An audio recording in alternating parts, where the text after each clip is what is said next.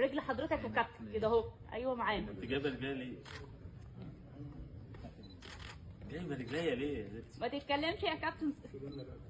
بتجيب اجوان يا كابتن. يلا يلا بينا. اتفضل يا كابتن. يا بيبو. اوه يا جميل. عملنا لك مفاجأة جامدة. قوي قوي. انت عارف ان انا قدمتك في بداية الحلقة؟ يا كابتن انا اتفاجئت. انا داخل انا قدمتك. كنت النهارده معانا الكابتن خالد بيبو مدير الكرة السابق ونجم الاهلي السابق والمش عارف ايه واللي الحوار هيبقى معاهم انت او الحوار هيبقى معاهم فيه. انا بقى خلاص بقى انا بقول كلمتين كده وبقعد. فبيومي قال لي ايه الكابتن النبي استنى شويه. قلت له عندنا عطل. الجهاز مهنج. مهنج ايه؟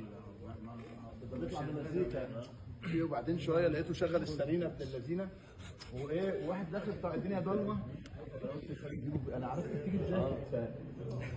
وبعدين لحد ما فجاي على الهواء ورد فعلي كان تلقائي جدا والله. لا وانا كمان اصلا داخل قالوا لي تعالى انت مستخبي والله والله العظيم. انا شفت قبلك وانا اتخضيت فاهم. انا ايه كل